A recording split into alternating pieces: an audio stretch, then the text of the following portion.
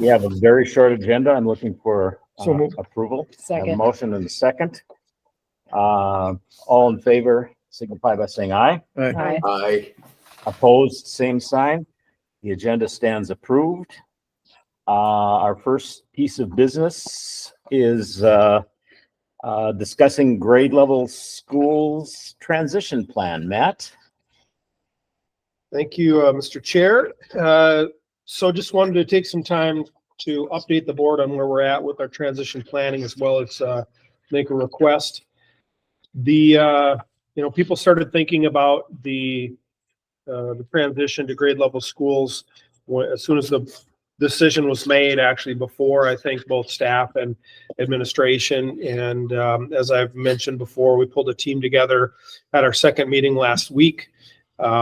First meeting was an opportunity really just for people to get ideas, concerns, thoughts out on the table. And between the first meeting and the second, a lot of problem solving went on. We created a document to sort of capture those concerns and to present back, which we did at our meeting last week. Got some feedback from staff on that. There's a lot that goes into this. And really that group has mostly been focused on the logistics of the move. You might think that it's the same number of grades and people and things like that, but really in the grand scheme of things, almost all the teachers are moving somewhere. We have a small number of, we have a few kindergarten teachers in one building, a few fifth grade teachers in another building that might be staying in their rooms. They may not be, but those two pockets might be.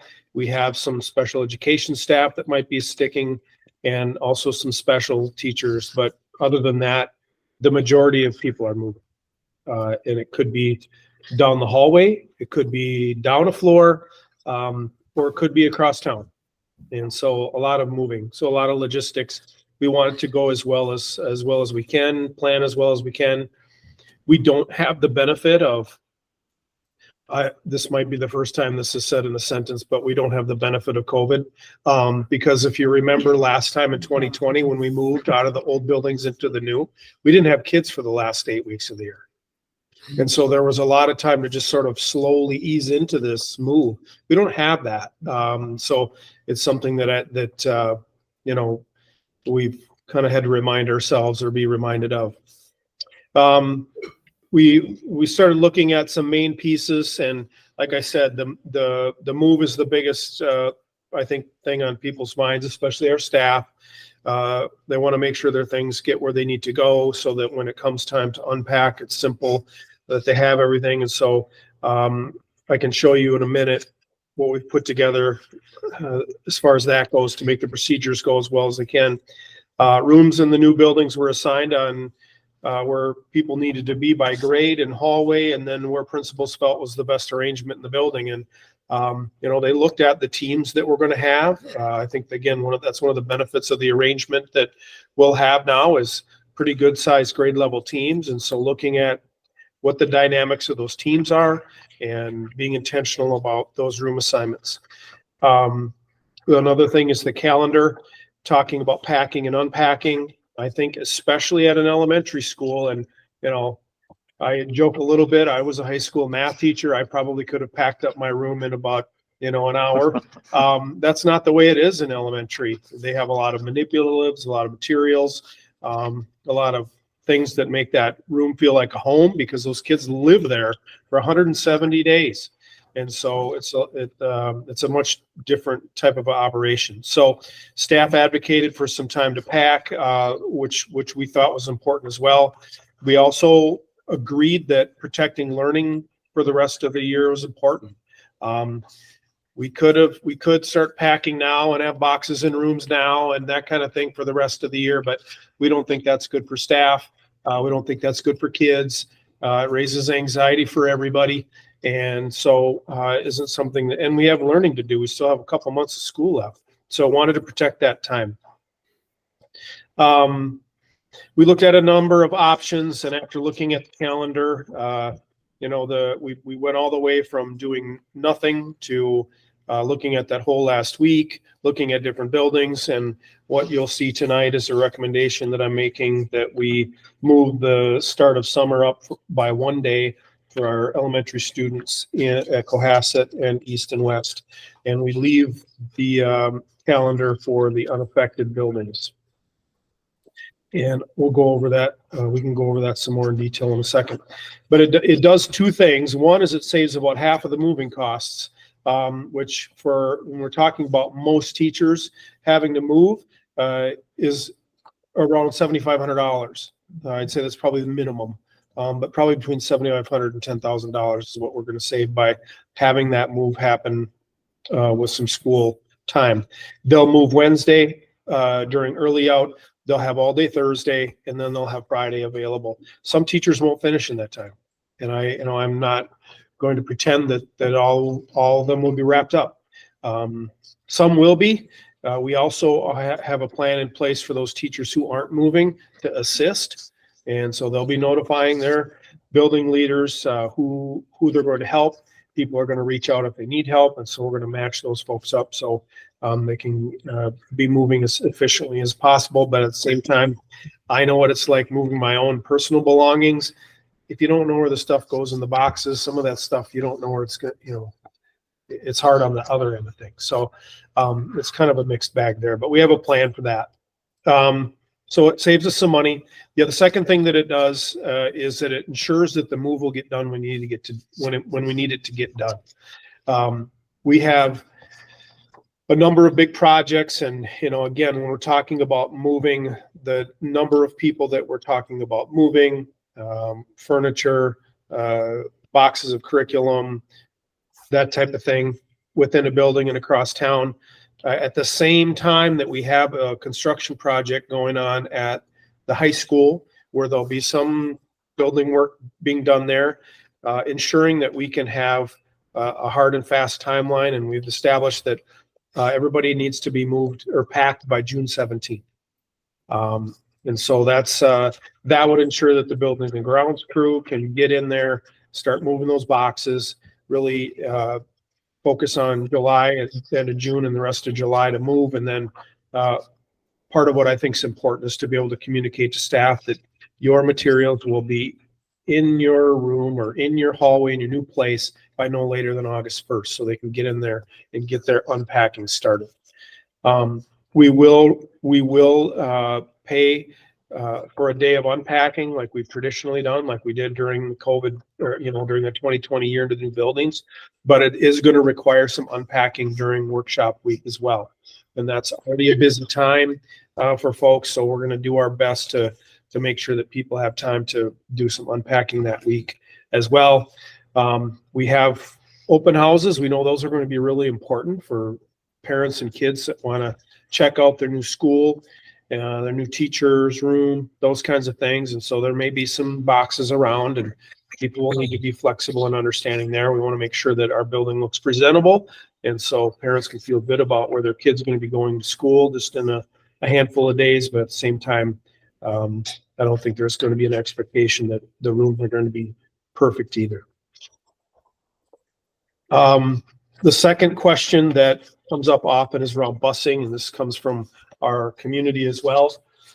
In talking to Greg, looking at routing, currently we run a transfer hub, if you will, at the middle school, and at the end of the day, kids transfer to the hub and then get on their home bus to go home. Next year, the plan would be that we would do that in the morning and the evening. So all kids would come to the transfer, get transferred then to their individual buildings. That will mean fewer buses go to each individual building, but it will create some staggered times that actually our community is concerned about or hoping would be a part of the plan. Because for those parents that choose to drop off, we're still going to be offering transportation. We're still going to encourage people to do that. But parents would drop off if they had multiple schools. They would drop off at East or the middle school first, and then drop off at West, because of when buses would get to West, or when buses would get to West in the morning, or Cohasset, and then the reverse in the afternoon. They would pick up at East again and then pick up at West. Well, not the reverse, the same in the afternoon again, because of when the timing of that transfer goes. So they would drop off at East, then drop off at West, and then the afternoon, right? They would pick up at West and then pick up at East. Matt, is there still an opportunity for families if they have kids going to the middle school, but also have kids at East and West, they could drop all of them off at the middle school, and those kids that are at East or West or Cohasset could pick up the buses at the transfer station and then go from there riding the bus? That idea came up, and I would want to talk that over with Greg. It would be a safety thing, but it is an interesting idea where there would just be one drop off. They would drop off all the kids at the transfer, and then they'd ride their bus to their schools. So I have to talk that over with Greg, but it would simplify some things.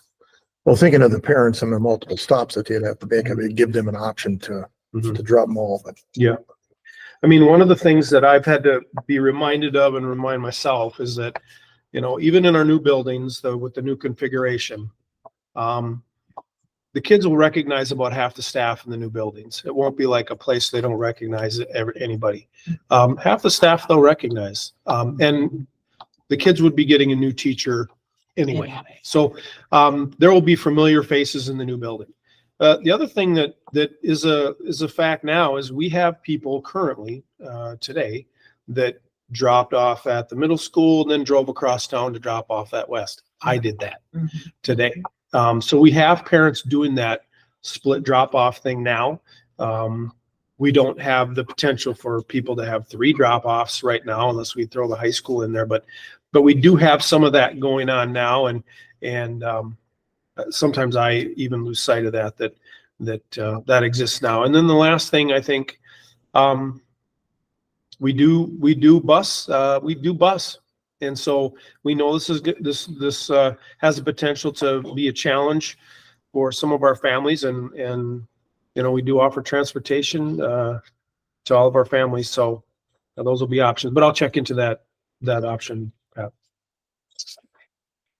Matt, so I'm just thinking, right? So although the last day is considered an instruction day on record, really there's not a lot of it. It's kind of a catch-up day, right? So if anybody's missing assignments, kind of that last day to get grades in, that type of thing. Is there any reason why we wouldn't just let it all? Because what happens if there's an older child who would be babysitting some of the, younger children? I mean, what's the disadvantage to that? To just letting them all off? I think the disadvantage, and we're up until the snow days that we had, we didn't have an instructional hours concern whatsoever.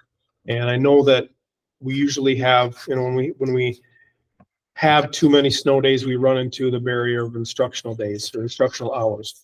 This year, we're all of a sudden going from not having to worry about it at the high school, and the elementary is different. It's many, many hours less. So at the high school and the middle school, we're running closer on the instructional day number, but that would be an option to cut the whole thing loose a day early if we were concerned about that.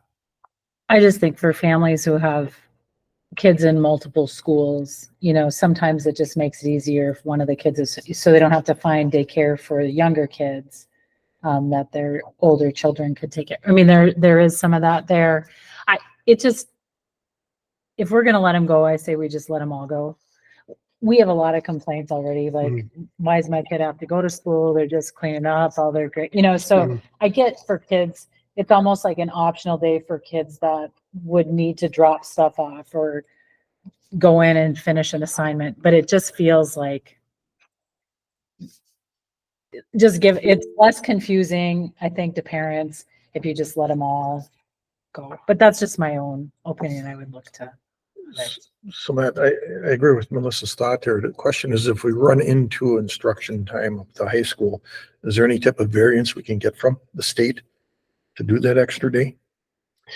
Usually it has to do with construction projects. I think we would be really, really close. And if we had to make some adjustments in, the last couple Wednesdays, we could maybe take some time. We did that last year when we had gone, over.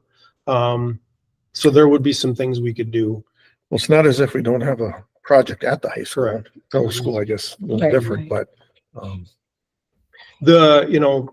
So that, I think we could make it work if we, if that was a decision. Mr. Marty, That- then consider. How much money would we lose? Well, Because it would be the middle school and high school and Big Fork. and Big Fork. Yep. So where we'd run into losing money, and one of the things looking at the whole week, the non-certified staff are entitled to work that week. They're entitled to work that Thursday. And so, Anna's here, which is kind of useful for this question. We can't get reimbursement on special education staff if they're not doing special education work. If there aren't students there, like there normally would be on that Thursday, it creates a problem where all of a sudden the wages for that day for those staff couldn't be reimbursed.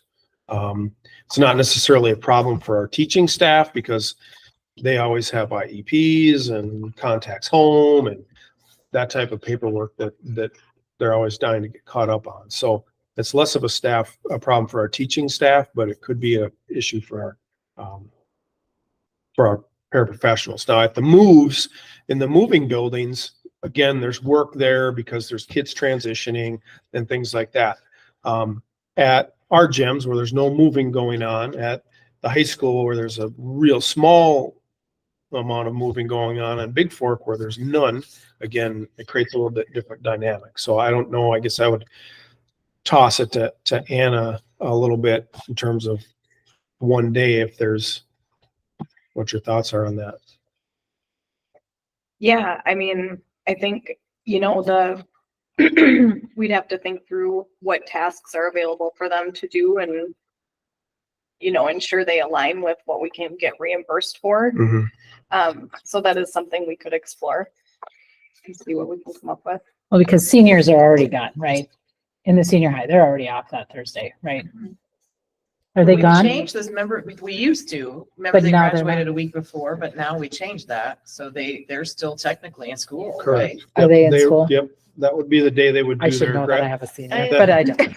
that would be the day they'd probably do their practice for graduation, I would think, unless they're doing it on Friday. Like I said, I haven't talked that through with Eric. I don't know. And I actually was not thinking of Big Fork because Big Fork's actually not impacted by any of this, not construction, not building moves. I wouldn't even touch Big Fork. Because we didn't touch them in what we're talking about right now. That would just be something that I would put to the 318 families, but I get the fact that we lose money, but I think we're going to lose it anyway because there's going to be a lot of kids that aren't going to come because their siblings are already out. I mean, I think we see it already. So, but parents will make choices on that. I think we need to be sensitive to that though, because the whole reason why we're doing this is because of the budget situation that we're in, right? $75,000 to $10,000, that's still, in my opinion, a chunk of change, right? So we're saving that by doing it this way.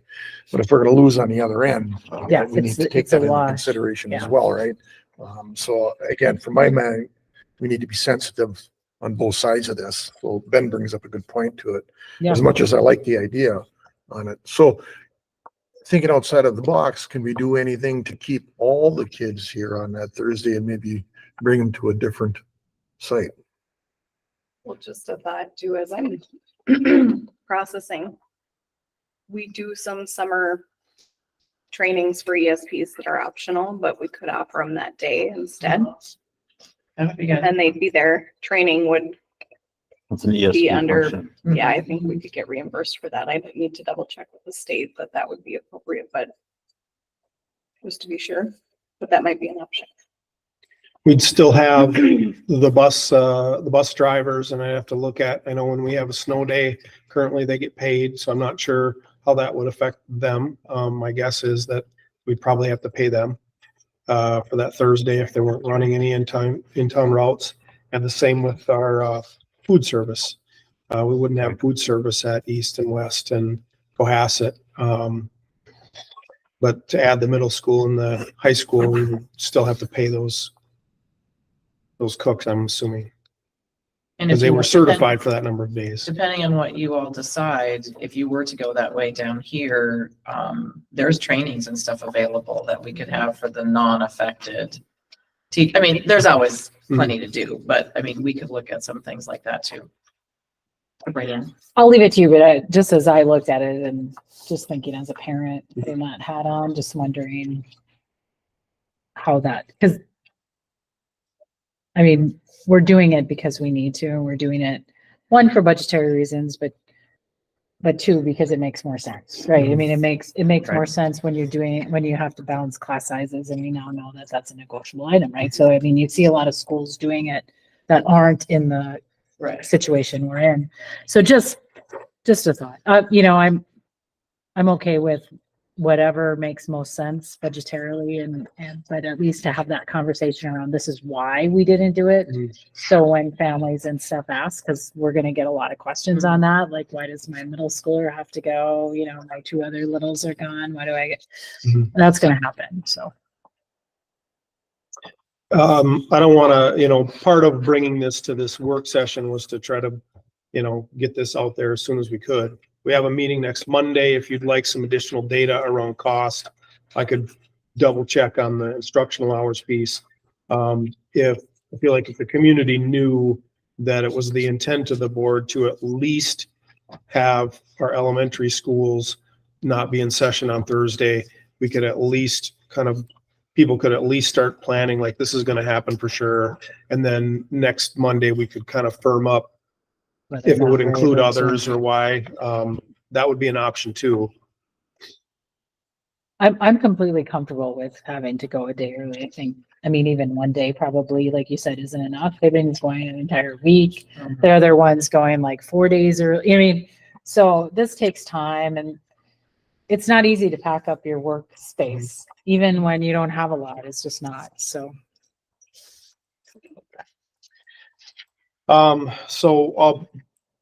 Maybe we have this as a separate item on B. So I'll just talk a little bit about some of the other items, and then we can get to B and kind of talk about what we want to do from there if we want to table it for Monday. I did share with you the page that we've created. There are links there. We put a recording of our last Facebook Live, some Q&As. Those have started to kind of drop off. We had some questions again about the last day. People are curious about that, as you'd expect. And then the other thing, the planning document, just to give you kind of an idea of what we've been discussing.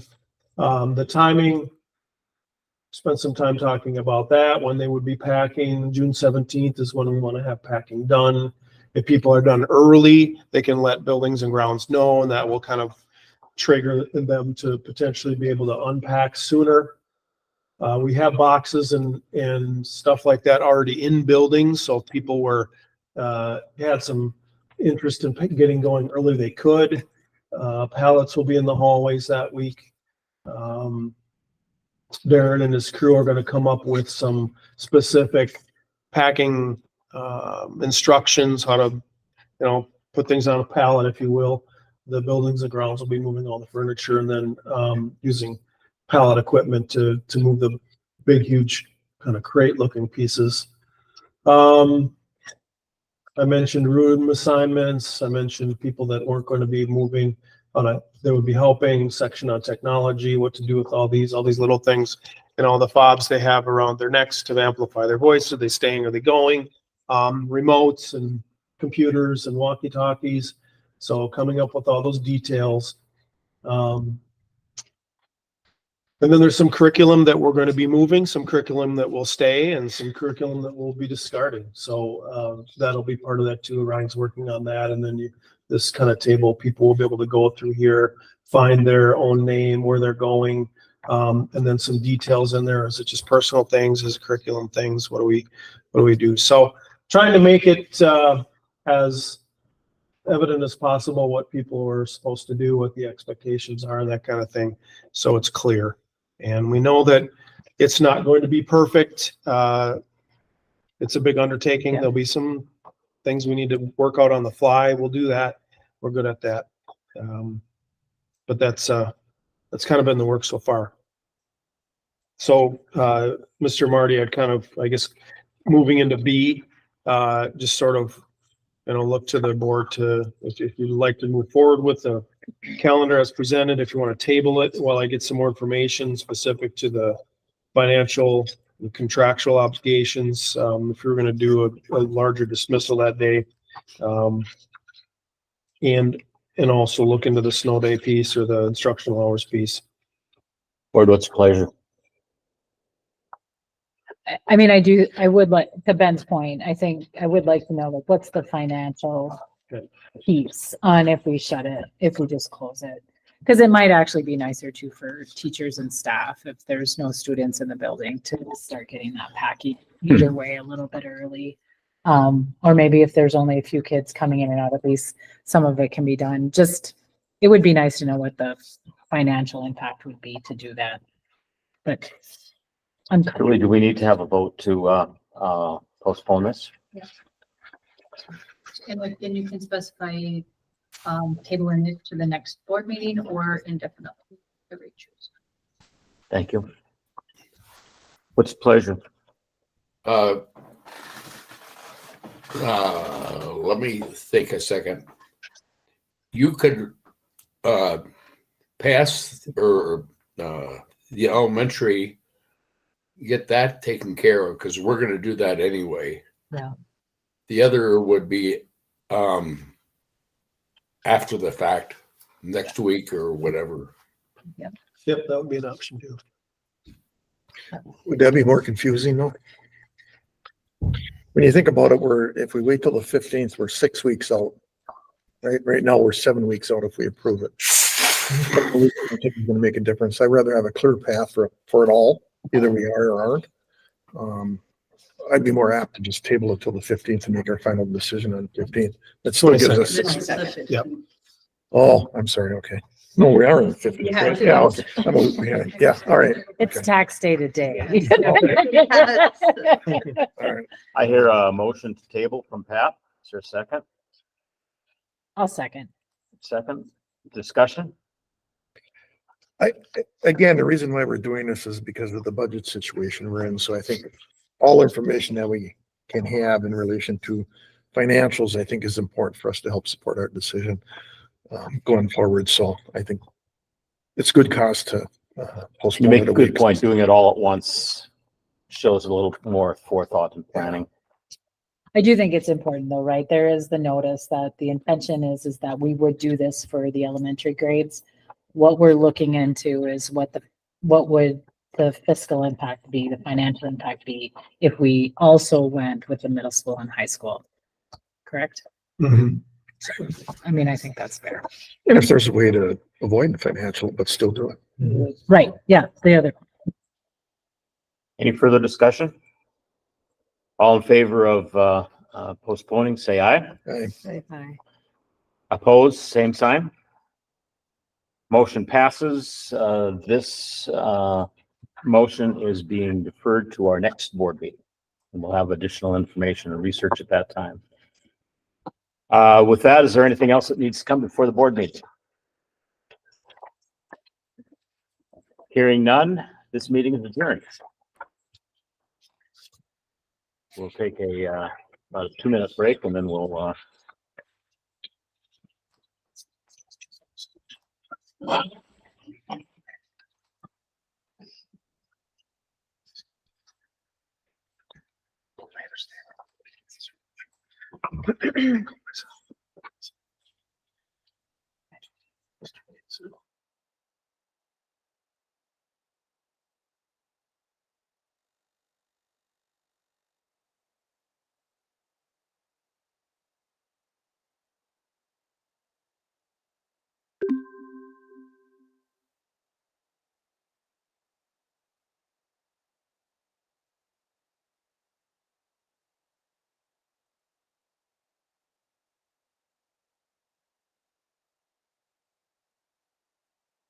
o'clock, we'll call the workshop to order.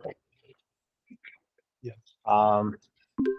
Our business is Anna Lloyd. Awesome. I feel like being the only agenda item is a lot of pressure. Make it good. Yeah, I know. It better be Hopefully good, you can- and it should be fast because it's nice outside. Yes, we'll go fast. Okay. No, I'm just kidding. So this is my indicator report. Thank you for having me tonight. I put the slideshow together, but I just want to acknowledge that the work in this report is a huge collective effort on a lot of people, a lot of staff, a lot of stakeholders. We have a lot of different systems that are giving us feedback into our system and causing us to make adjustments. So we're just thankful that we have a lot of people engaged right now and really helping us work towards increasing our student outcomes and making it the best experience for staff as possible. So the Special Services Department has a lot of different things that we cover. The big one is special education. We're going to talk about how many students we serve in a bit here, but we have a lot of different processes that fall under that umbrella, and those are listed here. I won't go into detail. I know you've seen this slide before. And then we have our student support services. So we have District 504 coordination. We have district nursing and health services. We have coordinated early intervening services, which is tier 2 behavior interventions, home-based homebound services, mental health services that we collaborate with North Homes on, and then services for students who are experiencing homelessness. So the statement in blue on the right is the statement that we've used for the past 5 years. So this won't be the first time you have heard it, but I'm going to read it. I want you looking at the strategic directions at the same time because I think for the last 5 years, we've really embodied the strategic directions. So the Special Services Department's purpose is to ensure all learners, regardless of their unique circumstances, can make progress and achieve in their education. Through our services, we reduce or eliminate barriers to student learning.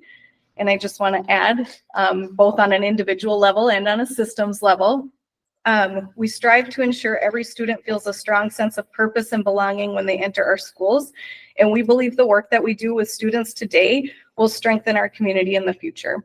So I think, we've really lived out these strategic directions and we'll continue to do so. All of our work is really foundational in the systems frameworks that we have in place. Being 5 years down the road, it's hard to even believe we're 5 years down the road. It's gone fast, but I think back to when I started and we really didn't have these things. So we've been building the plane as we've been flying it. But I want to talk a little bit about them and how we've really tried to make these systems frameworks make them understandable for our staff. So we always talk about our strategic directions as that's really our destination and our roadmap. So that serves both purposes. The large outcomes are our destination. The smaller goals that we set within those directions are kind of the roads that we take. We've been working on our MTSS framework consistently for 5 years, and we've come a really long way. It's been a huge collaboration throughout the district to make these systems really work to improve student experiences and all student experiences. But I think of MTSS as like our car frame. So it's really the frame that we use to make decisions and make sure that that decision-making is efficient as possible, and also that those decisions that we make are good decisions. And then we have our teams. So we've been working really hard on building teams so that we can engage a lot of different people in shared leadership and decision-making.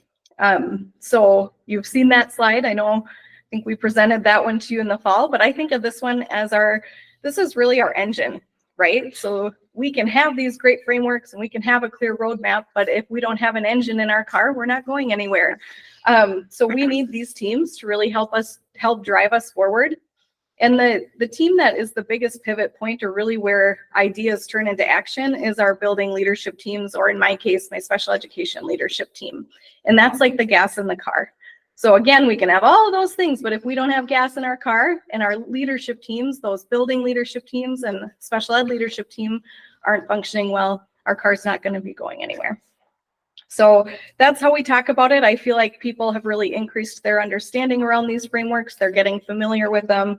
And hopefully in time, they're just a part of our vocabulary. In special education, we have 875 total students served.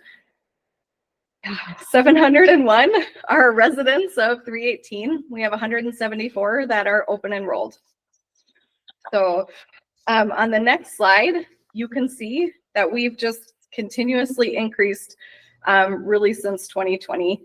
So these child counts we always do our child count data as of December 1st. That's when we have to submit it to the state. But you can see over time, we've just kind of had this slow creep.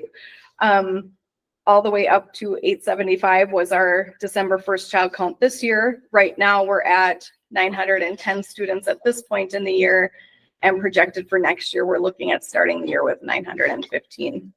Anna, do you know between the 875 on December 1st right now, if those are 318 students or open enrolled students?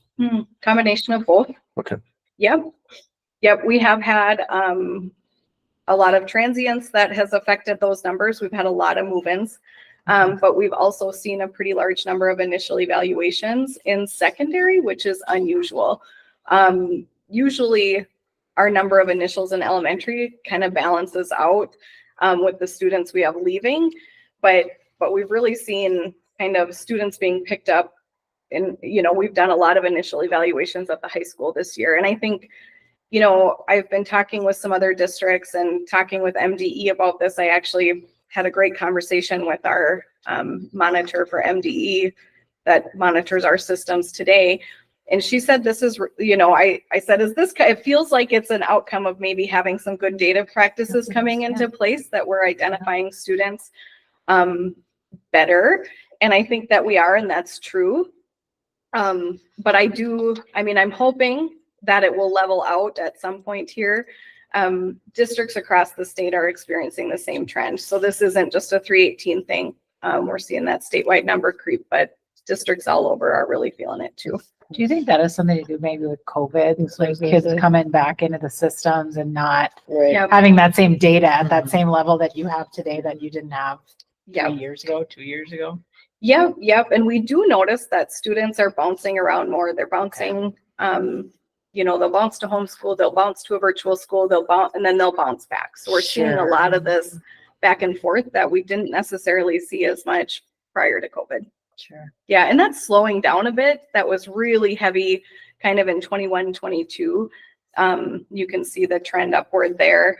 And really this trend has been happening for the past 15 years. In 2010, we had 545 students. So from your own lens of special education, do you think we're just getting better at identifying some of those that like used to just kind of go unnoticed?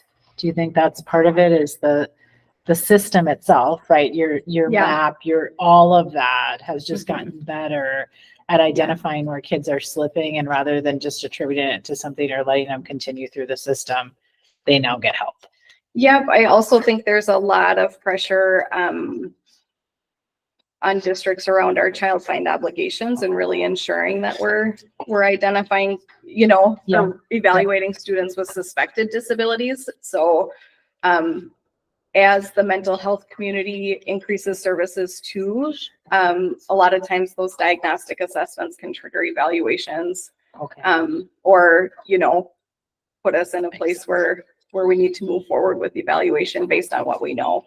So some of this is around child find obligations too, and kind of the way the state is responding to complaints or disputes around child find. Okay. Yeah. Wow. It's just a huge number. When you think about that, I mean, that's bigger than a lot of rural communities. Yeah. I mean, just that number alone, just the flat number is bigger than a lot of the rural communities we serve.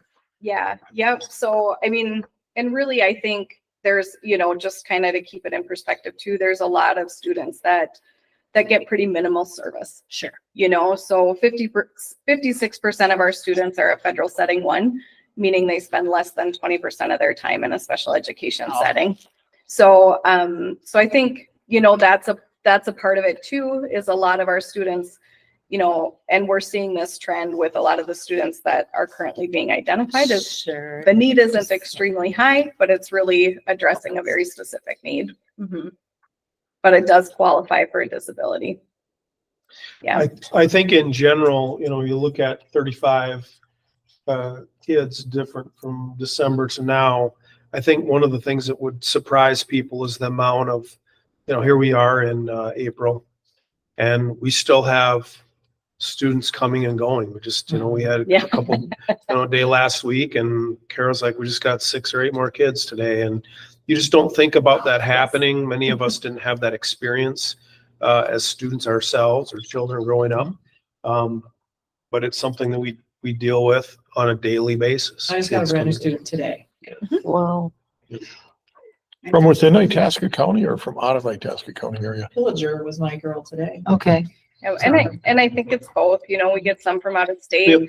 we get some, you know, and when those students are coming and going, there's a lot of due process obligations that we have Sure. too. So, so that's something to consider. If they're from out of state, we need to reevaluate, or, you know, even if we look at the evaluation, we don't feel like it's sufficient enough to determine services.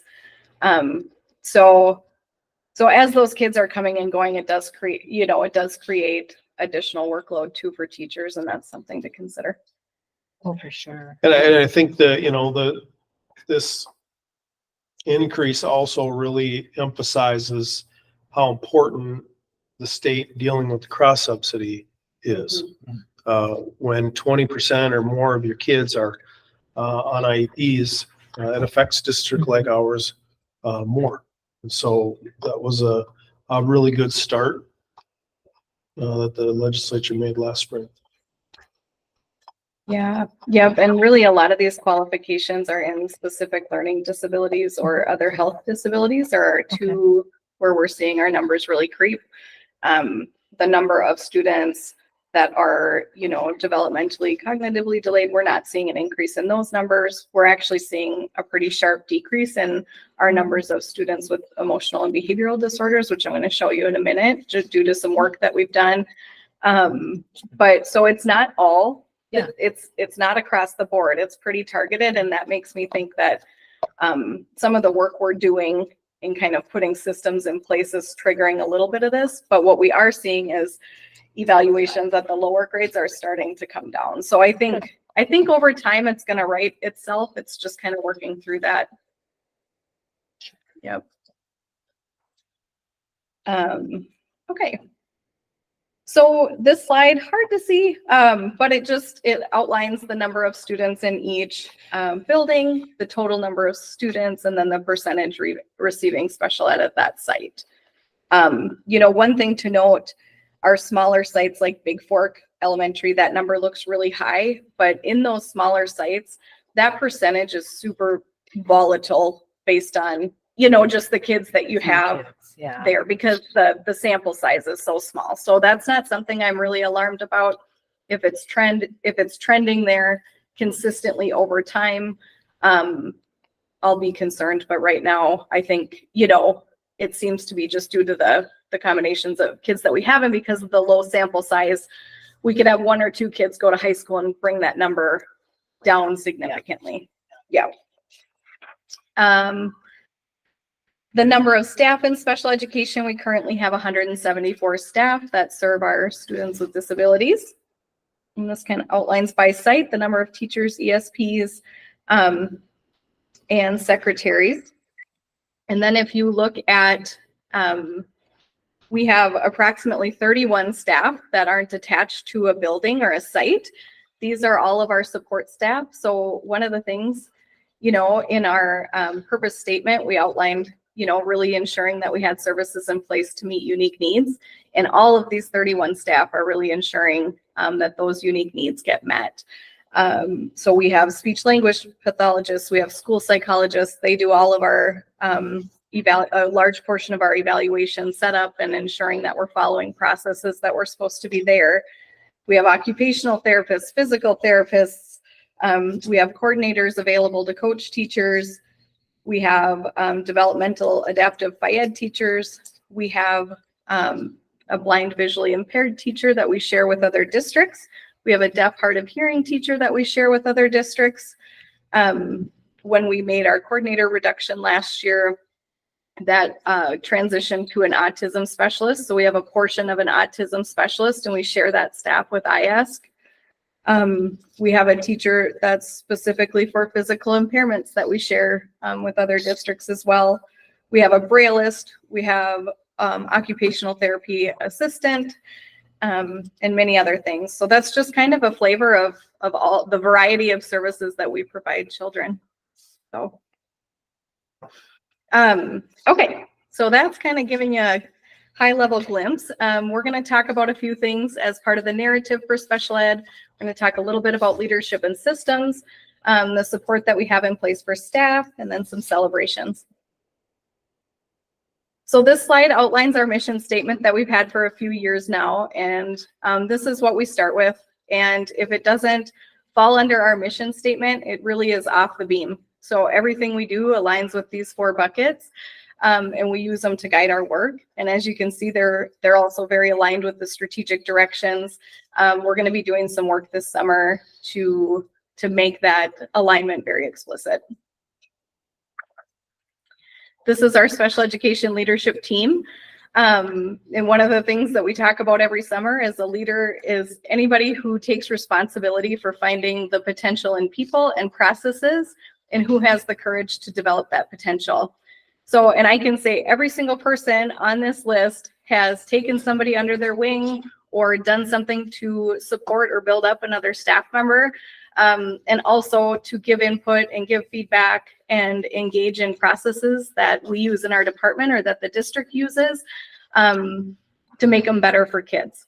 So just really proud of this team and all the work that they've done. And I don't think we'd have even a little bit of the success that we've had without this group of people. So what we've done this year, we've set goals. This team really works to plan all the professional development. They also help me establish scheduled and planned communication systems. They provide input on department communication strategy as a whole, also systems and procedures. They have worked really hard this year in particular on creating clarity around early outs and ongoing alignment with general education. That's been one of our big goals. We completely restructured our spring transition process last year, and they were on the front lines developing that and ensuring people understood it to ensure that we transitioned kids well to new buildings. We've been continuously working on improving procedures in order to reduce conflicts and improve clarity between ESPs and teachers. And we ask for feedback regularly from the department, and this team reviews that feedback and outcome data and makes micro adjustments to systems that we already have in place. So every time we do something, or the time in the year that we do it, we just we get feedback, or we look at our outcome data and decide how we did and what needs to change for next time. And one of the things about this team is, when we started this work a few years ago, I think there was really this perception that the first time we did anything, it had to be perfect, right? So we just spent all this time, and I remember, I look back and I think, you were there. We spent all this time just trying to get it perfect before it went to anybody. And then inevitably what we'd do is we'd roll it out and it wasn't perfect. Spoiler alert. And we get all this feedback and we'd have to change it anyway. And, I think we've just really evolved, because back then too, making even little changes was really hard, really inflammatory. It caused a lot of stress on staff. And we've just really evolved to believe there isn't really a way forward without action, right? We have to just start. We have to do it and figure out what needs to be adjusted. But this team has really embraced the spirit of that. And now I feel like in our department, we can make changes, we can pivot, we can adjust, and people just handle it really, really well. Case in point, I had to make a quick decision on how we were going to handle the split to grade level buildings. And, we needed to start making decisions around that. So that was one of those things that just had to be decided. I didn't have one person call me to complain or anything about it. People were very accepting of the decision that needed to be made. And, I mean, it was just amazing to see staff just respond so positively to or just kind of take it in stride, something that is hard. It's hard to think about your buildings changing, and they've just done a really great job of being, professional and really, really resilient. So I think it's a testament to our department. All right. So one of the things that I want to talk about a little bit is our goal setting. So this year we set some goals, and we set goals in reading, math, and social emotional learning. And we set some outcome goals that aligned with the outcome goals of the district.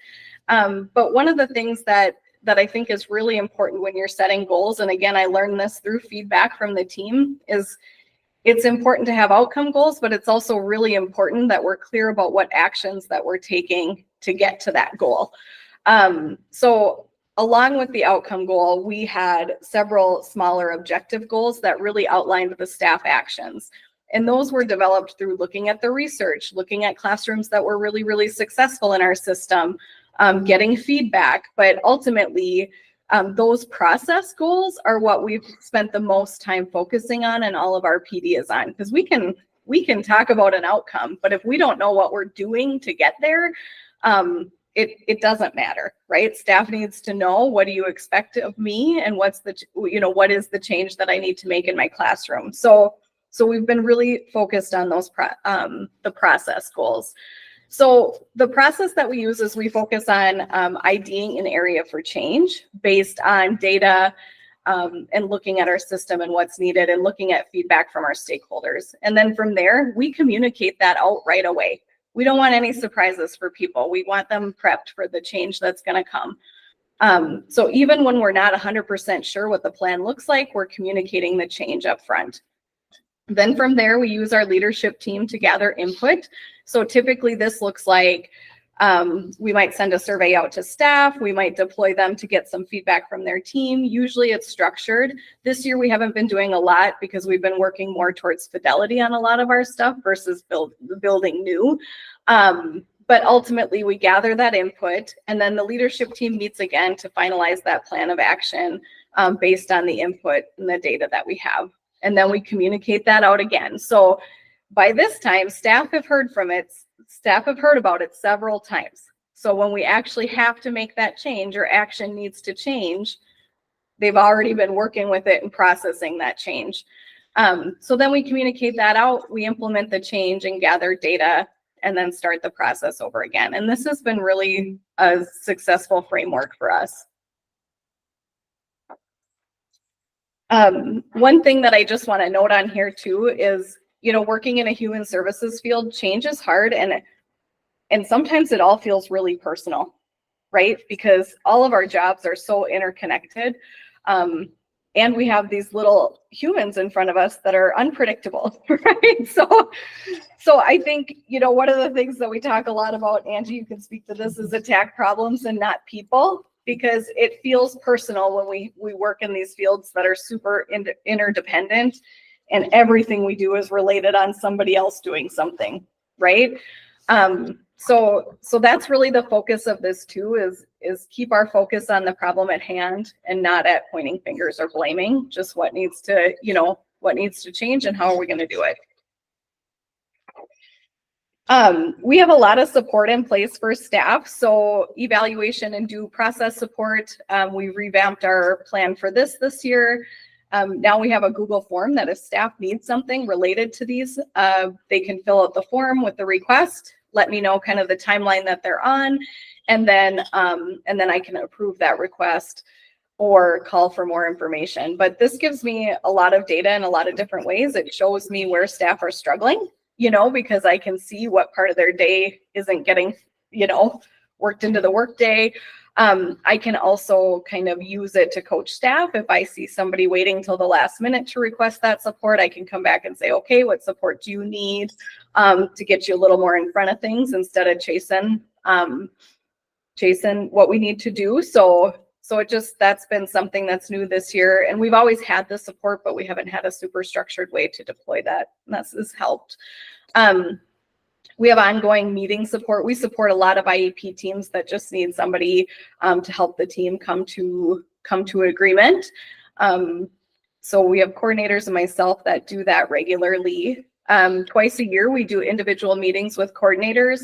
This year, the big focus in the fall was setting up your progress monitoring systems. And then in the spring, we do a due process file review. So that's been the focus of those meetings. We do monthly PLC trainings. This year, most of our trainings have been the same as what Gen Ed needs. So they've been built into the early out calendar, and they're doing it alongside their Gen Ed peers because we're all learning the same thing. We've had a couple separate ones, but for the most part, those have been alongside Gen Ed this year. And that will ebb and flow with time. Sometimes, you know, we'll need to be really aligned and doing that right along Gen Ed and right alongside Gen Ed. And then other times we'll have things that are more specific to our roles. So that's just gonna be flexible each year. We've outlined new teacher benchmarks for new teachers in year 1, year 2, and year 3. And then we prep 5 days of training to align with those benchmarks. We don't want anybody coming into our system wondering what they're supposed to do or wondering what we think, you know, what we think and what we need them to do. So it's all very clear. They have training aligned to those outcomes. We also have a full calendar of optional trainings for staff.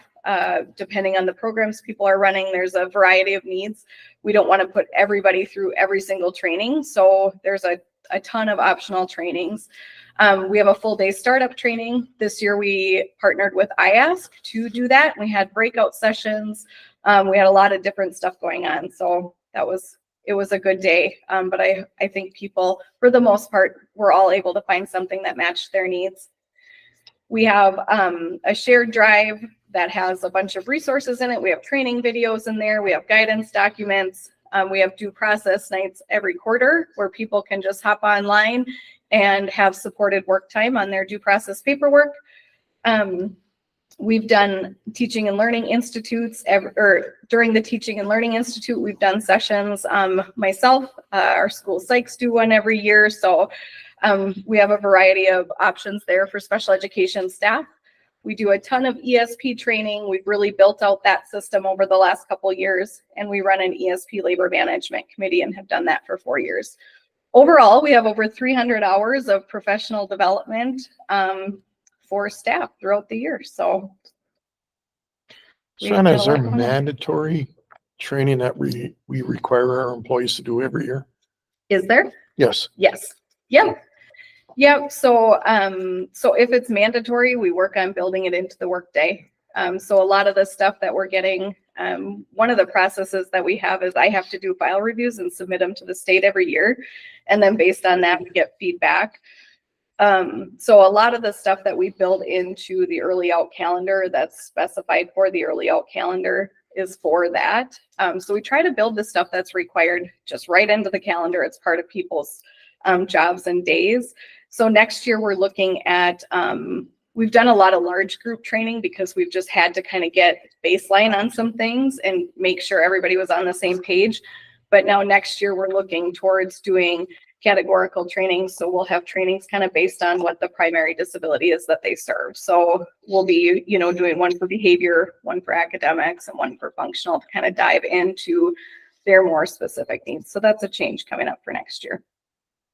That was based on feedback and just kind of where we needed to go next. Yeah. Yeah.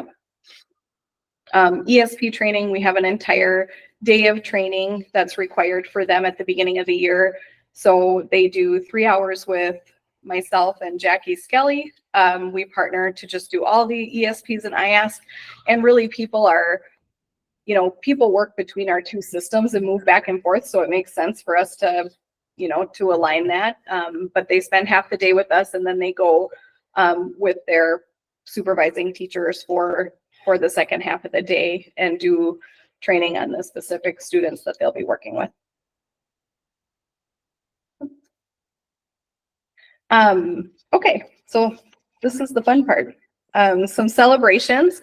So from spring of 21-22 to last spring 22-23, in our elementary schools, for elementary students with disabilities, we had a 25% increase in the total number of students that were proficient in reading.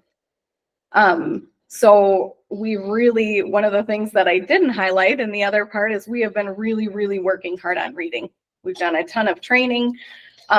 We've got, we've had some fidelity checks. We've been working on data and ensuring that our progress monitoring systems are efficient for teachers to use and consistently used. And we've seen some really great outcomes from that work. So in 1 year, 25% increase. We're super happy about it. That's Yeah. massive. This is also just a testament to, I think, and I don't feel this way in our system, or with our staff, but, just being a person who, really advocates for students with disabilities, the biggest thing is mindset, really believing that they can. And I think this is a testament to they absolutely can. There's, that's not a thing. So, we're going to continue that work. We're super excited for the READ Act and what that means. We, in talking with other districts, we are way ahead of people. Yeah. So we have schedules set out for next year. We're super excited. We're thinking about how, outside of those trainings, what does ongoing support look like? And we're just really excited about it. A lot of the requirements, like dyslexia screening and intervention and some of these pieces we were already doing. So we had a lot of good pieces in place. We're looking to just extend that work. But it'll be really, really great to just dive into reading for a year with our elementary staff and our early childhood staff. 44% of our students with disabilities in elementary are proficient in math. So that's something to note, and it's really exciting. And what this tells me is that a lot of our students are getting access to their core in math. So we wouldn't be seeing that type of proficiency rate if that wasn't the case. And we've worked really, really hard over the last couple of years to develop intervention schedules in the elementaries to really make sure kids are accessing their core, even if they need a pull-out intervention. So that pull-out intervention is on top of their core instruction. In terms of behavior, we have, I can't see that far. I can't see my flip to my paper slide. So one piece that we've added over the last couple of years is a social emotional screener. So we screen kids a couple times a year to just see, to ensure that we're catching all of the students. Really, and the goal with the screener is to catch them before they start externalizing, right? And having those behaviors that disrupt the setting.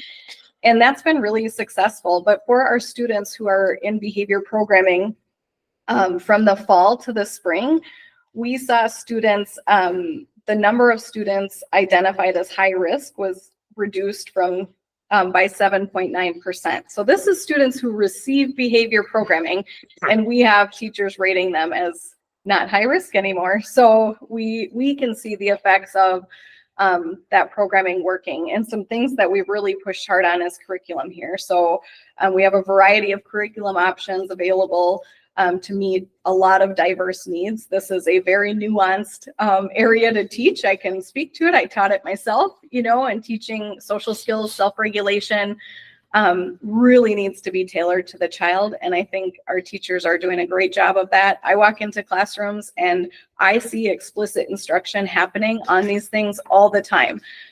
So the vocabulary our students have around their emotions and their feelings and strategies that they have for regulating themselves in the setting has been just incredible. And we've seen a reduction in our restrictive procedures. So we don't use seclusion at all in our district. We do on occasion use physical holds, but we've seen that number come way down. We've had, I think I can count on the number on one hand, the number we've had this year. So, so that's come way down over the last few years due to that work too. Oh, I guess that spins. Okay. So, a couple other things we're doing to continue that work. UCARU is a program that is an add-on to our crisis prevention training. So the training that we use for de-escalation and crisis management, CPI, we just didn't feel like was meeting the need all the way in some of our areas where we have more high needs students, and specifically students that have cognitive impairments. So this UCARU is an add-on, and it's really about maintaining personal safety and managing crises with a trauma and neuroscience approach, but really to reduce the likelihood of needing to go hands-on. So we've added this as a requirement for a few of our programs. So we'll be in our second year of doing that next year. And we have 4 people who are trained to be trainers in the district to help teams out. Another thing that we've done is we heard from our early childhood staff loud and clear that they needed more tools and strategies around students that, needed support with regulation. So we worked with Jackie Skelly and Darla Beaver and then Head Start. So Sarah Lovejoy over in Head Start to bring in conscious discipline. We did that this past summer. They had a 3-day training to start the year, and that has been worth its weight in gold. I feel like we'll continue that work. We've done some ongoing training throughout the year for that, but it's really put tools in the hands of people to help even our earliest learners regulate. And we're going to extend this work a bit next year or this summer with our Teaching and Learning Institute. So we're going to bring that K-12, just kind of a teaser for anybody who's looking to really build their skills and developing, working with students to develop their self-regulation skills and build the teacher's capacity for working social emotional learning into natural everyday settings and occurrences that happen. So that will be our Teaching and Learning Institute this year, as we're doing a 2-day training on conscious discipline for K-12. Angie, anything you want to add on this? Because you were kind of part of this. Yeah.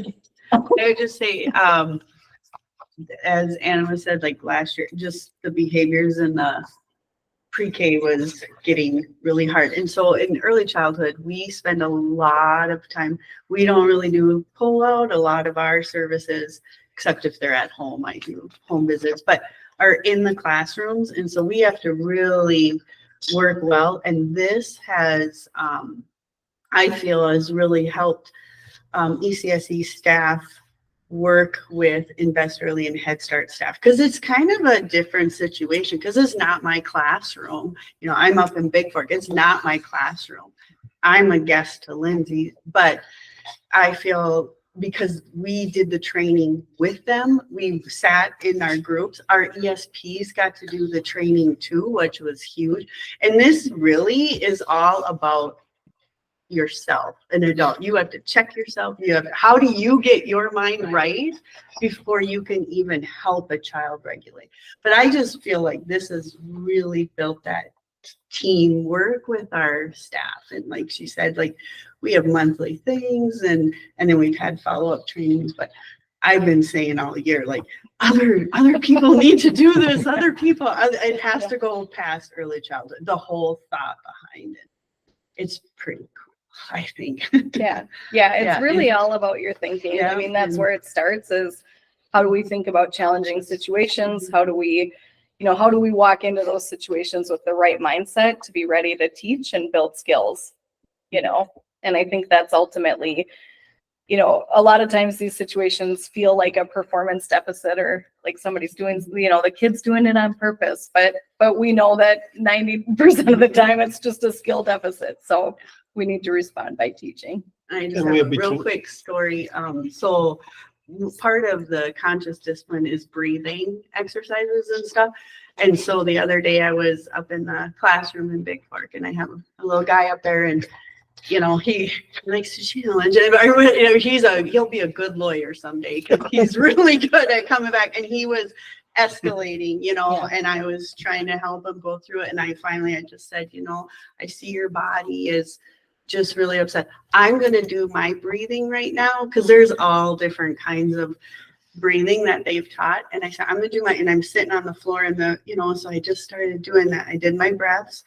And then pretty soon he came and sat by me, and then he did his breaths. And then we could talk about why he was upset that the kids, and actually for him, he loves natural disasters. So he gets fixated. So with him, I took him with my computer. I'm like, let's find it. So he picked 5 tornado, flood, tsunami, or whatever.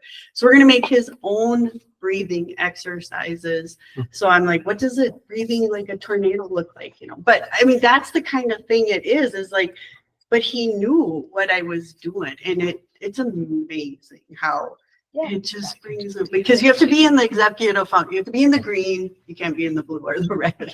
But I think, I hope a lot of people sign up for it. I really do, because it's pretty cool. I think we have almost 30 already signed up. Oh, Yeah, with I- barely any communication, Yeah. but people have just Yeah. been jumping on it. I have had people come up to me when I'm out in buildings and go, this is so exciting. So I think people are really hungry Yeah, for for tools. that. Yeah, Yeah. yeah, yeah. That is something that we can make mandatory that they have to take it at some point in time. I think step one, if you don't mind, like, Yeah, I think we need to build some Let's leadership do it. around it. I don't think You know, we have one of the capacity. things that we always struggle with initiatives is if we start something whole hog and we don't have any people kind of ready. Anyone to who can support speak to it, capacity. right? Yeah. I mean, just you alone, I'm like, well, I'd kind of like to do that. Yeah. Probably had that somewhere, She's but on Facebook. you know, Conscious discipline. Yeah. you know, Yeah. Yeah. Yeah, so I think really support, like getting some people, kind of trained in this first round, seeing who bites that's really interested so that, if we did anything larger scale, there would be more of a capacity to support people's learning. I think in general, we have a few of these things that we're sort of, we have this core work that we're, dug in on with our strategy team. And then we have some pieces that are sort of running alongside in the shoulders, so to speak. We have conscious discipline is kind of running on the shoulders, and we're building some capacity there.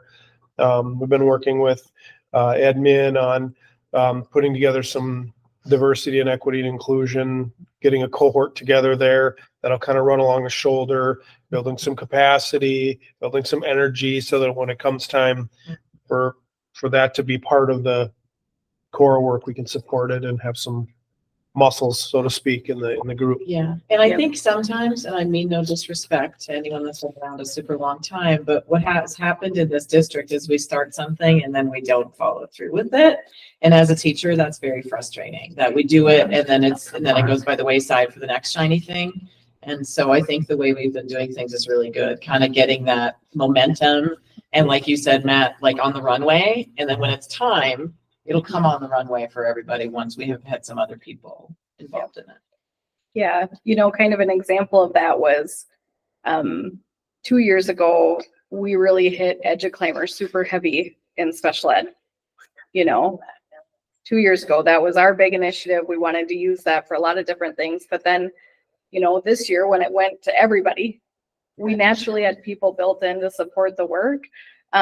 Because we had already kind of had a smaller faction of people who had been through it, done it, worked through some of the bugs. So I think you're always kind of working in 3 phases at any given time. You have kind of what you're working on for the, kind of what you're building leadership on, and what's to come. And that's kind of your future work. You have what's in process right now, like what's the new learning right now. And then you have what are we repeating to build fidelity on, So I think at any given time, and we'll talk more about this, it sounds like we get to come back for strategy team. So we'll talk more about that process, but I think you're kind of always living in the 3 phases and trying to keep things moving forward and to make sure you're doing them well. Yeah. So on the complete other end of the spectrum, we've been really also working on our work-based learning and transition opportunities. So one of the things that we partnered with ISD on this year was our PACE lab. So this is at our middle school. And what this is it's a semester-long assessment for work skills. So pie in the sky, we would have students in their 9th grade year, 10th grade year go to the PACE lab. And the PACE lab assesses them on several different employment skills. And then based on that assessment, they get a report, and then we can develop their work-based learning plan for basically the rest of their career with us here, to really ensure that they have good match work experiences, to ensure that we're developing skills that they need. But it's really cool, and it's kind of it's going to be the foundation of what we do for work-based learning. To make sure that we have a good springboard and ensuring that those kids have good instruction and placement following that. The other pieces that we have for other transition areas is we've added a transition curriculum, a pretty comprehensive transition curriculum that gives our teachers the tools that they need to teach transition areas at the high school level. Nancy and Bill Braun did an absolutely phenomenal job at planning the Transition Expo this year. They had sessions from Social Security, they had sessions on guardianship, they had bulk rehab there. So they had a lot of different opportunities for our students and families to learn about how to navigate adulthood for our students with disabilities. We've also been working really hard to increase the number of work-based learning certified teachers through free programs that the state has put on. So I think we've certified, we have several people. We have one in our EBD program at the high school, Zach Edminster. Our special education coordinator was able to get her license or her certification through this free program, and she's kind of helping everybody. Nicole Kaiser at the high school has it. Bill Braun at Quest has it. Kitty Porter up in Big Fork has it. So they've all been able to do that through this free program. And we've just really tried to leverage that opportunity to make sure more teachers have the skills that they need to plan instruction and plan for work-based learning experiences. Anna, how does the PACE Lab align with the Quest program? Yeah, so Like, are they at all connected? a little bit. So I think of it like the PACE Lab is kind of the first thing we do as kids are coming into their work experience, you know, kind of as we're prepping for work Yeah. experience, right? That's how we're figuring out what are their strengths, what are their Yeah. weaknesses, what's going to be a good fit match for work experience. And then from that PACE Lab, you have a lot of curriculum happening and Yeah. typically a placement on site at the high school, a work, you know, Yeah. like one that they can be closely supervised, Yeah. that sort of thing. And then from there, they might go to an off-site work experience still during high school, Okay. right? And then from there, and for kids that's been really successful, we know they have a certain level of independence, then they go out to Quest. Okay. Yep. So we have a whole kind of like scope and sequence developed to really build towards that. Got it. Yeah. Cool. Yep. Great question though. We talked, do you want to share what we talked about today? Just maybe with a little tour. Yeah. I think next spring it might be fun to kind of walk you guys through the whole process start to finish. So if we For sure. went to the PACE Lab and kind of watched that, and then you guys could come up to the high school and see some of the work-based learning instruction that's happening. We could hit up the Transition Expo. You could see what's available there for family and student learning. And then we could head out to Quest and see Quest too. And then I think that would give a really good snapshot of kind of how all of these things align to support our students when they exit us and try to set them up for gainful employment as adults. That'll be valuable. That would be highly valuable. Yeah. All right. So I think that's it for special education. Any questions on that? I have nothing. It's impressive. It's impressive how far it's come in 5 years.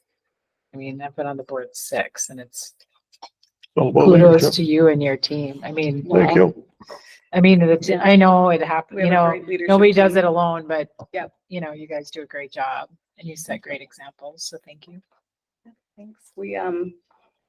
I think we all love it. You know, I think that's the fun part is it's a passionate group of people. Like, you know, I look at how many staff we have, but I get several calls a day from people trying to problem solve just to do the best they can for kids. Like, what can I do to make this kid's life better? And I think that's the true testament to, you know, our staff and the work they're doing.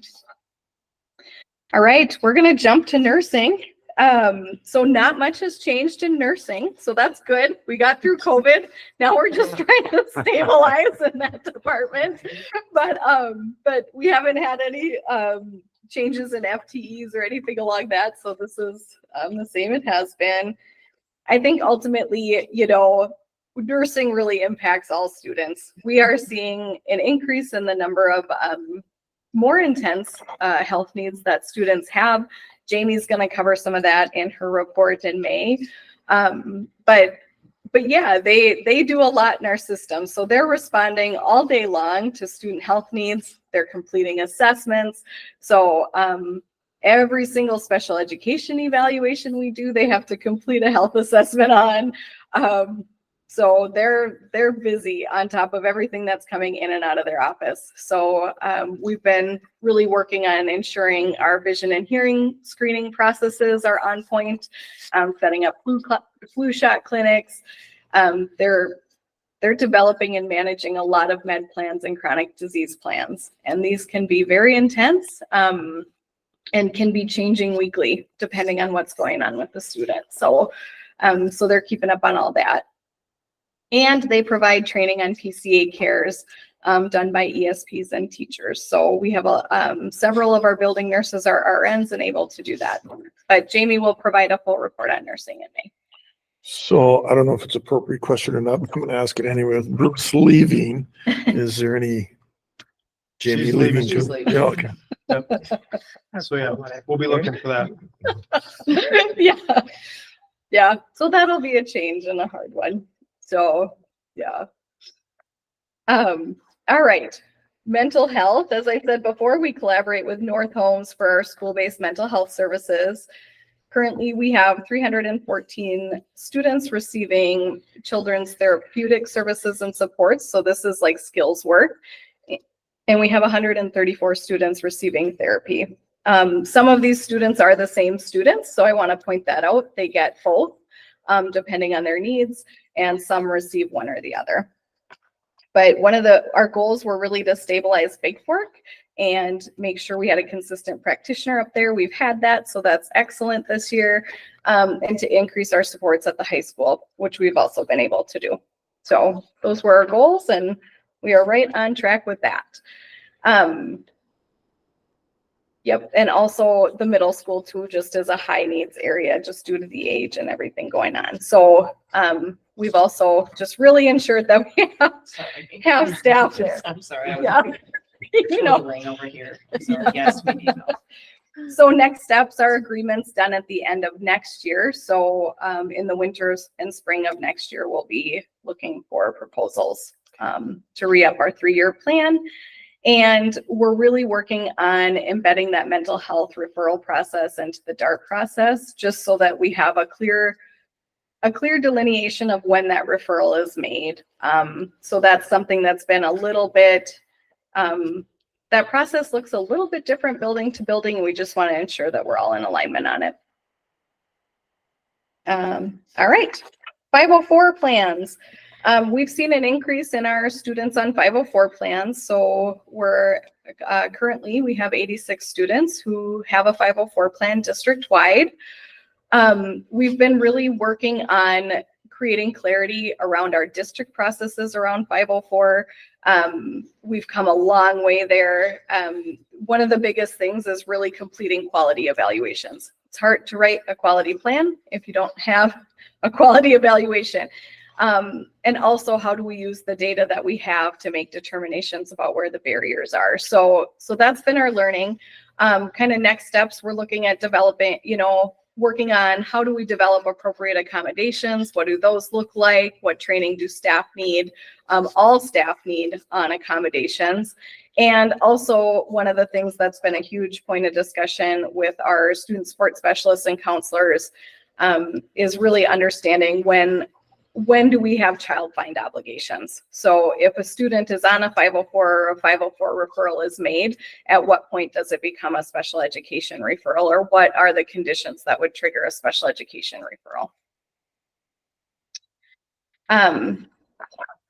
Homeless education, we have 33 students that are currently identified as experiencing homelessness. This is very, we have between 30 and 40 kids, seems to be kind of where our numbers are just consistently at.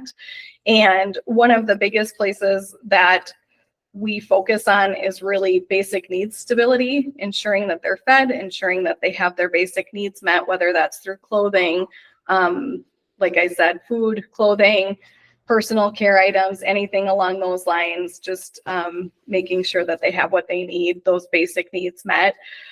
We also focus heavily on educational stability. So watching those kids who are experiencing homelessness, and if they are displaced out of district because of their homelessness, we do transport them to stay here so that they can have educational stability.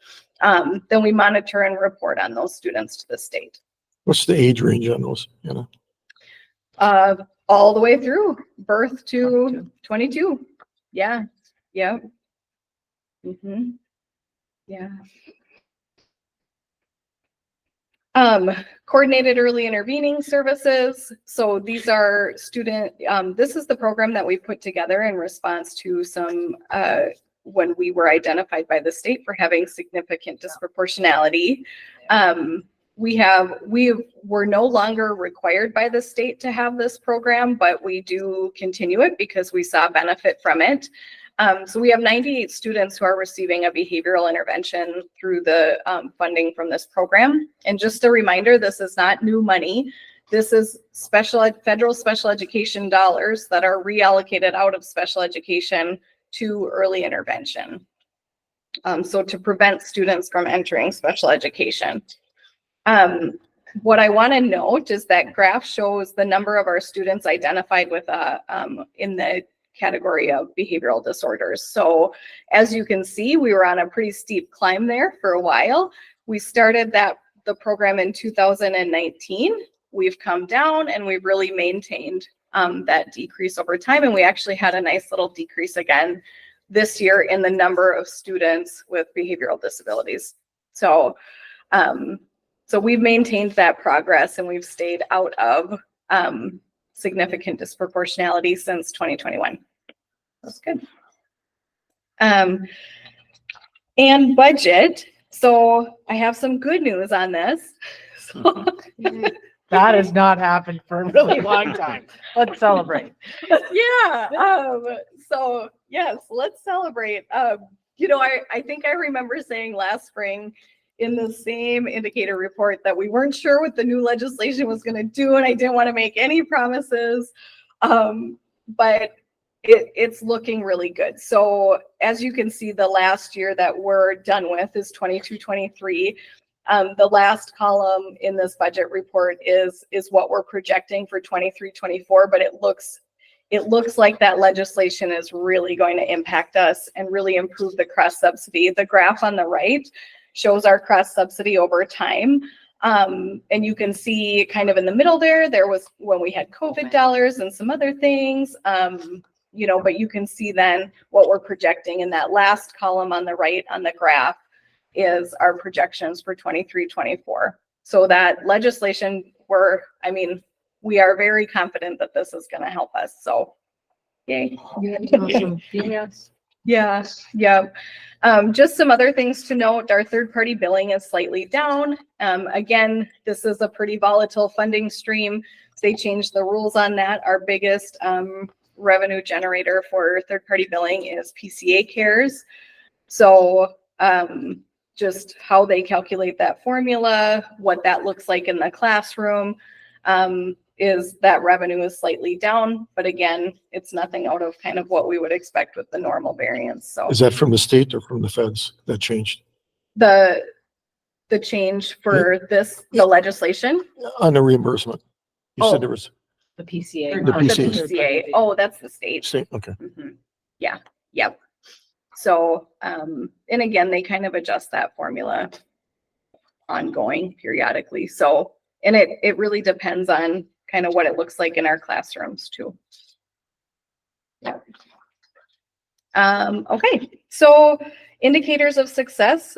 We've done a lot of systems work and leadership development, and I feel like we've been talking about this for 5 years and we're finally at a point where I feel like, gosh, some of this is like just routine now. People expect it. People know what to expect. Things are predictable. We have a really good system in place for staff support and development, and that changes a little bit every year based on a lot of different factors that we monitor regularly. And some of that's input from the state. Some of that is watching case law. Some of that is hearing back from our teachers. Some of that, all of that comes from a lot of different places, but we have a good system for looking at that and revamping it every year to meet our needs. We had a 25% increase in elementary reading proficiency for students with disabilities. We've enhanced our transition and work-based learning programming, and we're excited to just keep getting better at that with some of the new systems that we've put in place. Our behavioral programming indicators are all trending in the right direction. So we've decreased the number of students being identified and receiving services for behavior. We've decreased our restrictive procedures, and our SEL screeners are indicating improvement in students over the course of the year.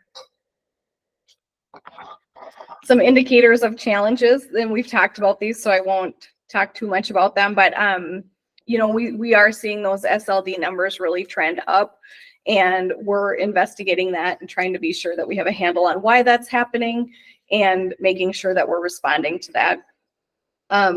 The state's compliance and monitoring process has been in transition for the past several years. We're learning more about it. I actually had a chance to meet with my monitor today and learn more. And the good news is it's not as it's not what I thought as I thought it was going to be, but it's definitely going to be more involved than it has been over the past 5 years. So we'll just have to pay attention to that, what all that's going to entail.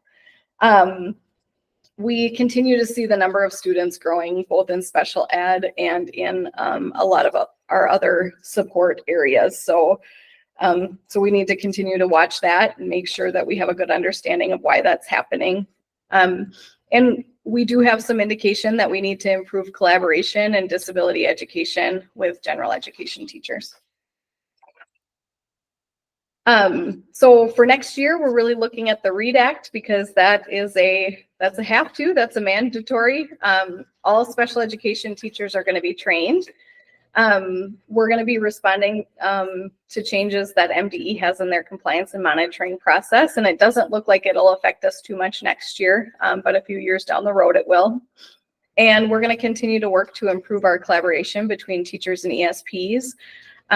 We're really going to ensure our students' needs are being met in the transition to grade level buildings.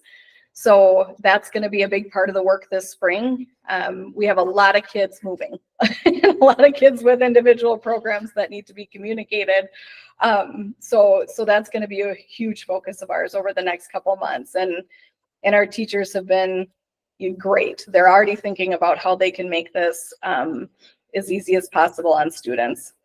And how they can support each other to make sure they get the information they need to serve students well day one next year.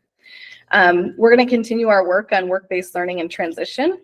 We're going to continue to refine our processes. And like I said, we've started a lot, but I think the next steps are just ensuring that we get to fidelity on some of the things that we've started. And then increase collaboration between general education teachers and special education teachers, and look at all staff disability education. And then continue our alignment and collaboration with district-wide systems to make sure we're all staying and focused and our arrows are pointed in the same direction. All right, that's it. Any questions? Wow. Amazing work. Yeah, that's incredible. Oh, well, Thank you. not me. There's a whole bunch of people that, that are the ones in classrooms every day and serving kids well. So These are some great numbers. I mean, it's to hear special education, getting people out of special education. What a great thing. yeah, it's good. It's Yeah, exciting. the systems are in place. It's great. Yeah. Well, and just as being part of the ESP group, there's just so much more collaboration. Ben, do you have anything? Yeah, that's cool. Anything else for Anna? Thank you.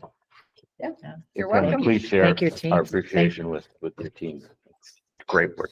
I will do that. Great work being done. Any other business that needs to come before the board? Going once? Hearing none? Meeting is adjourned.